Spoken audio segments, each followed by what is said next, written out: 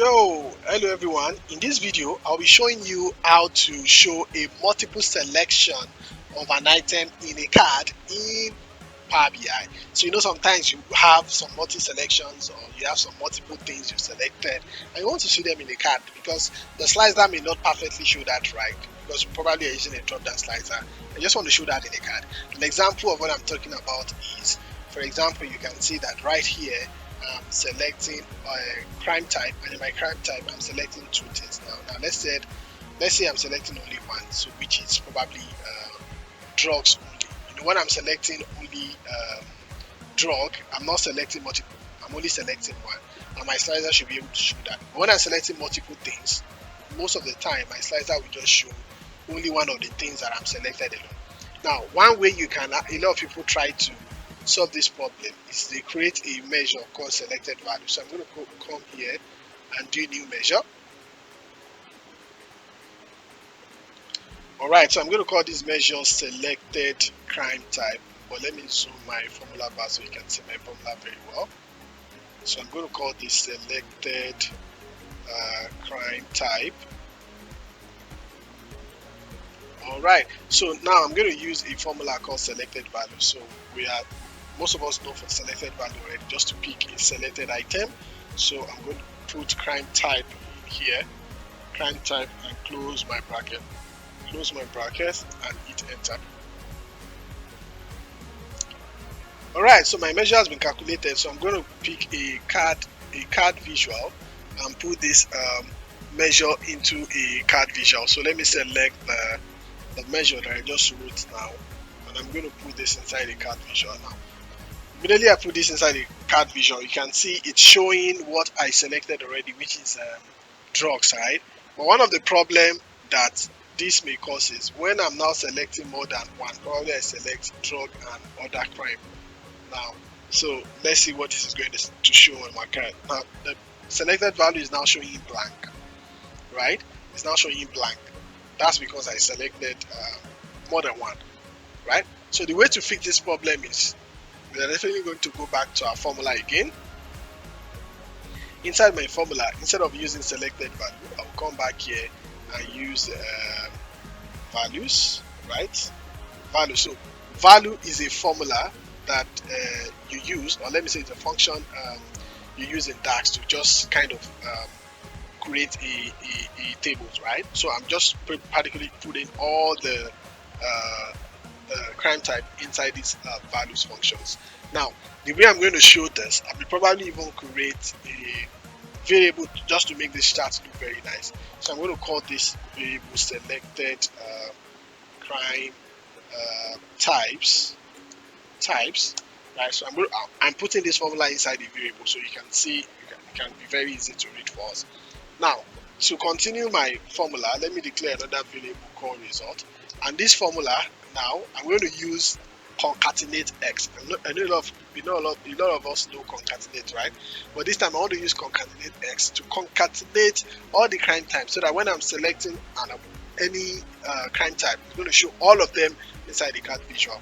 So I'll use concatenate x, right? Concatenate x. Now concatenate x is asking for table. That's the first thing it's asking for, and that table is going to be this my selected crime type, which is the table I created at the top here, values, right? The table I created here with values. So I'm going to just type selected crime type since I have that as a variable already, and it's asking for expression. So my expression is still going to be my crime type. So I will just type my crime type, which is this one, crime type, right? That's my expression. Then what delimiter did I want to use to separate all these values? So I'm going to use a pipe,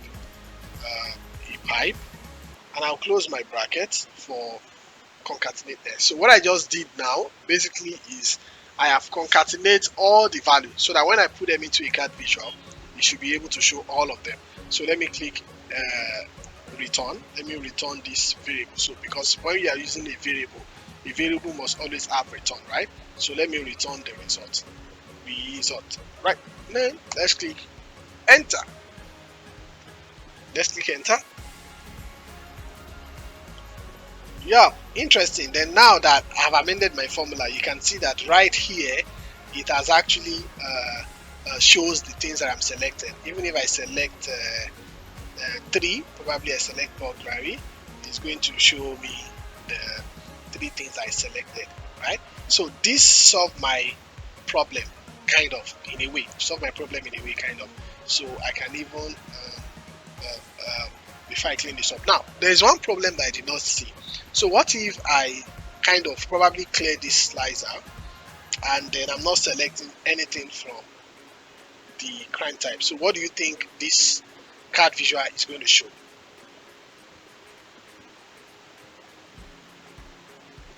Now that I'm not selecting anything, my slicer is showing all. I just not select anything. But a big problem is that the card is now showing the list of all the crime type. Look at it. All the crime type is now showing all the crime type, and that's not what I want. I'll prefer when I'm not selecting anything, the slicer should probably not show anything, right? It should not show anything. So it should not show anything since I'm not selecting anything, or probably should just have all. It should just show that I'm selecting all instead of showing all these different crime types. So the way to solve that is to do a simple condition that says if the total number of the crime type is equals to the selected crime type, then you should show all. If not, that's when you should do the calculation. So basically, I will go back to my measure right here, and inside my measure here, I'm basically just going to declare another variable. So let me declare another variable here so that it's easy to read. So I'm going to call this variable count of crime selected, right? Selected. So count of that. So count of the crime selected condition. So I'm going to use a count row function to count all the crime type that I have inside my table. So I'll say count row. So count rows of, like I said, it's just English, the way I mentioned it. Count all the crime types. So I'll say count all, everything, because when you don't use all, when you use a filter, it's going to kind of filter it. But I'm using that all to kind of remove the filter to say I want all, just everything. So count all of the crime type, which is this guy, right? Count all of the crime type. Let me close the bracket twice because I have all and count rows. So yeah, so once I did this count rows of all of the crime types, so what I'm basically going to do is to compare it with the selected crime type that I have. Then I'm going to say equal sign.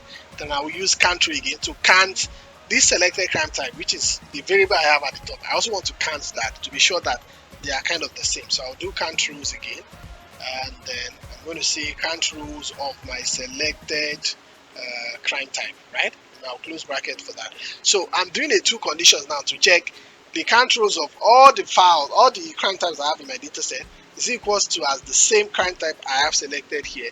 If it's the same, then it should not show anything, or it should show all. Then if it's not the same, then that's when they should do the formula. So to add that condition, I'll just go to the back of my concatenate and add if statement. Say if count of, remember that count of when I have at the top here, count of crime selected. That's already a condition. So say if this is equals to this, then I want you to kind of show all, right? Just all. S, do this formula. So look at this if statement again. So if count of selected, which is this guy, if this is equals to this, then show all, or don't show anything. And if they are not equals to each other, that is when I'm selecting something, you know, they will definitely not be equals to each other. That's when you should do the concatenate X, right? So let me go and close my bracket for if. So this way, I've put everything into condition, and it should kind of work perfectly. So let me hit enter, and let's see how our result is going to display. Okay, great. So my formula is done. Let's see. So can you see now? This is now showing all. This is showing all. So when I'm not selecting anything, and when I come here and I select probably drug, and maybe I select burglary as well. Let's see what's going to show. So you see that when I select two things, dog and burglary, it's showing the drug and burglary. But when I'm not selecting anything, it's not just showing what I'm not selecting. So I can clean this out by probably go here, switch off the data label, then the size, change it to like maybe 25. Let's see, and then I can just put it here. Put this design here. I think the size is still too much, so let me reduce it to 15. Right, great. And then let me remove the background. So I'm just doing a little bit of formatting to this. Now, another thing you can also add to this is you may want to add a title to this so that people know what this is. So it's crime type, right? So that it's crime type. So I need to go back to my formula. So I need to go back to my formula right here, and then after this concatenate X, I want this concatenate S to show.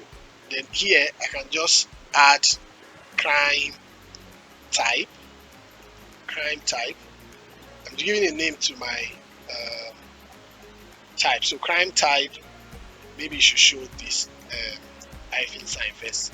Then crime type, then I will use ampersand to join it. So I want crime type and the concatenate X. That's what I want. Crime type and the concatenate X. So let's see how this is going to show in our formula. Great. So let's see. So you can see it's now showing crime type is equals to drugs and burglary. So this is how to show a multi-selections of your slicers or wherever you are selecting an item inside a card visual. I hope you learned one of the things from this video. Make sure you subscribe and turn on the notification button for another video. Thank you.